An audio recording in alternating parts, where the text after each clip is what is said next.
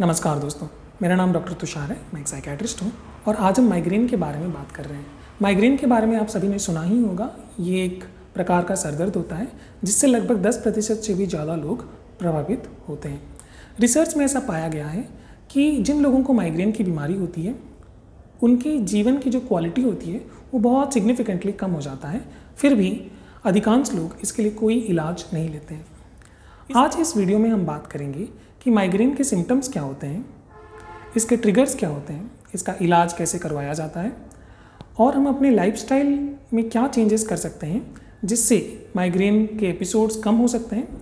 और अंत में हम ये देखेंगे कि जब हमें माइग्रेन का एपिसोड आता है तब हम ऐसा क्या चीज़ कर सकते हैं जिससे ये एपिसोड बंद हो जाए। सबसे पहले समझते हैं कि माइग्रेन के सिम्टम्स क्या होते हैं।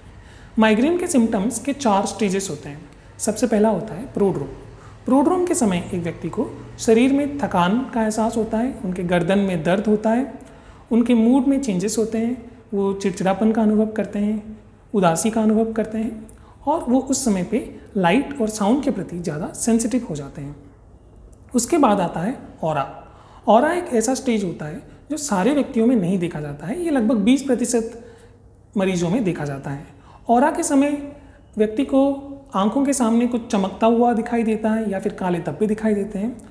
उनको कोई स्मेल या टेस्ट का अनुभव हो सकता है और इस समय पे उनके शरीर में सूनापन या झंझनाहट का एहसास भी हो सकता है।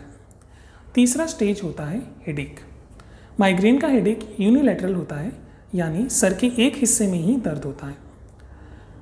ये हेडेक पल्सटाइल होता है, अर्थात जिस प्रकार हमारी दिल की धड़कन चलती है दब दब दब दब, उसी प्रकार ये दर्द भी रुक रुक के आता है।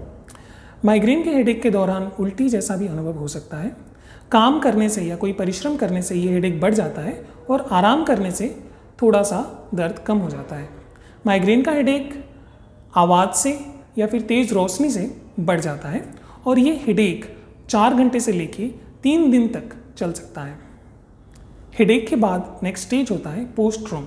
इस समय पे शरीर में थकान रहता है, अटेंशन कम हो जाता है और चक्कर भी आ सकता है।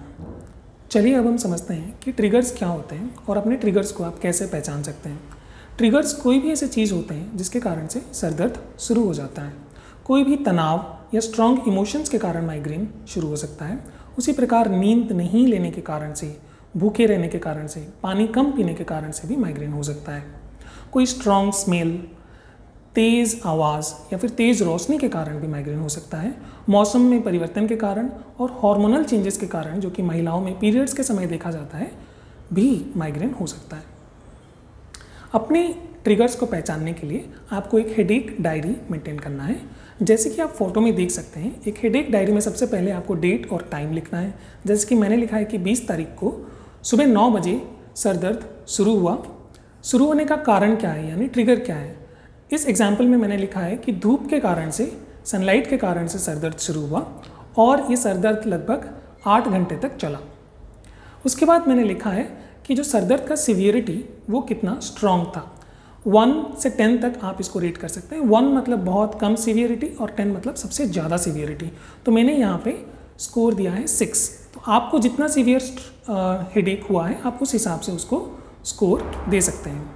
एक बार आप हेडेक डायरी मेंटेन करेंगे, उसके बाद आपको पता चल पाएगा कि आपके कौन से ट्रिगर्स हैं।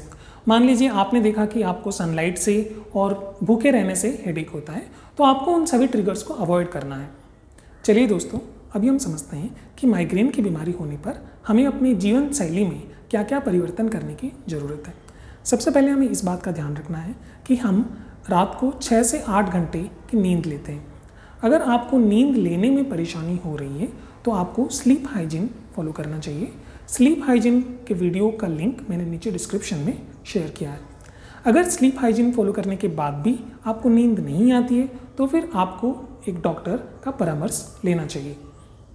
इसके अलावा आपको अपने खान पान का भी विशेष ध्यान रखना है।